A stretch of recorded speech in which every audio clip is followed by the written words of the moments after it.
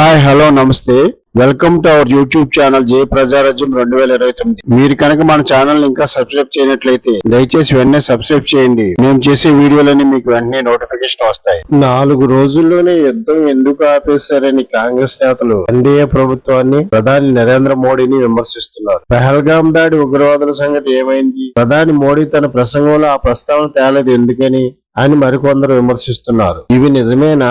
ఆర్భాటంగా పాకిస్తాన్ పై దాడిని ప్రారంభించిన ఇండియా అమెరికా అధ్యక్షుడు ట్రంప్ ముందు మోకరిల్లి యుద్ధాన్ని సడన్ గా ఆపేశారా? దేశ ప్రజల్ని అసంతృప్తికి గురి చేశారా? కాంగ్రెస్ మరికొందరు మేధావులు చేస్తున్న విమర్శలు నిజమేనా? వీటికి సమాధానం తెలుసుకునే ముందు ఇలాంటి విమర్శలు చేసే నైతిక హక్కు అసలు కాంగ్రెస్ పార్టీకి ఉందా? కాంగ్రెస్ అధికారంలో ఉన్న 2004 నుంచి 2014 మధ్య కాలంలో భారత్ లో డజన్కు పైగా ఉగ్రదాడులు జరిగాయి. మన హైదరాబాద్ లోనే 2 భారీ ఉగ్రదాడులు జరిగాయి. 2007లో లుంబిని పార్క్, గోకుల్ చాట్ వద్ద జరిగిన 2 వరుస బాంబు పేలుళ్లలో 44 మంది చనిపోయారు, 68 మంది గాయపడ్డారు. 2013లో దిల్సుఖ్ నగర్ లో జరిగిన బాంబు పేలుళ్లలో 18 మంది చనిపోయారు. 2008 నవంబర్ 26న ముంబై తాజ్ హోటల్ పై పాకిస్తాన్ నుంచి వచ్చిన ఉగ్రవాదులు దాడి చేసి జరిపిన కాల్పుల్లో 171 మంది ప్రాణాలు కోల్పోయారు. ఇవి కాకుండా 2004 నుంచి 2014 వరకు మరో 10 భారీ ఉగ్రదాడులు జరిగాయి. అంతకు ముందు కాంగ్రెస్ అధికారంలో ఉండగా లెక్కకు మిక్కిలి ఉగ్రదాడులు జరిగాయి.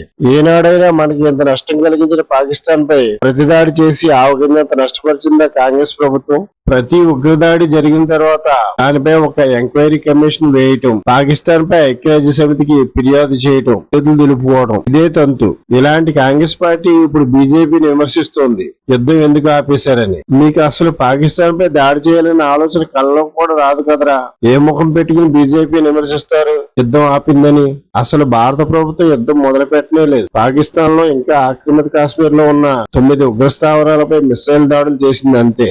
ఈ దాడులతో ఉలిక్కిపడిన పాకిస్తాన్ ఉక్రోషంతో భారత్ లోని సాధారణ పౌరులపై కాల్పులు జరిపింది. పౌర నివాసాలపై డ్రోన్ దాడులు చేయడానికి ప్రయత్నించి 400 డ్రోన్లు ప్రయోగిస్తే 2-3 మినహా మిగిలినవి భూమిని తాకకుండానే గాల్లోనే మన సైన్యం కూల్చివేసింది. అనంతరం పాకిస్తాన్ వైమానిక స్థావరాలపై ప్రతిదాడి చేసింది భారత్. 12 వైమానిక స్థావరాలకు గాను 11 స్థావరాలను ధ్వంసం చేసింది. కరాచీ పోర్ట్ ను దిగ్బంధించింది. ఈ చర్యలతో పాకిస్తాన్ బిత్తరపోయింది, కాళ్లబేరానికి వచ్చింది, కాల్పుల విరమణకు ప్రతిపాదించింది. తమ మాట వినరేమో అని భయంతో అమెరికా అధ్యక్షుడు ట్రంప్ తో కూడా చెప్పించింది. మానవతా దృక్పథంతో మన ప్రధాని మోడీ అంగీకరించారు. పాకిస్తాన్ దాడి చేస్తే ప్రతిదాడి తప్పదని హెచ్చరించారు. పహల్గామ్ లో 26 మందిని చంపినందుకు ప్రతీకారంగా 100 మందికి పైగా తీవ్రవాదులను అంతమొందించారు. జైషే మహమ్మద్ తీవ్రవాద సంస్థాపకుడు అజర్ మసూద్ కుటుంబ సభ్యులందరినీ మట్టుబెట్టారు. 40 మంది పాకిస్తాన్ సైనికులను హతమార్చారు. పాక్ ప్రధాని పారిపోయి బంకర్ లో దాక్కునేలా చేశారు. పాకిస్తాన్ ప్రయోగించే ఆయుధాలేవి టార్గెట్ చేరకుండానే గాల్లో పేల్చేస్తున్నారు. పాకిస్తాన్ లో ఇస్లామాబాద్, లాహోర్, రావల్పిండి, సియాల్కోట్ ఎక్కడ కావాలంటే అక్కడ,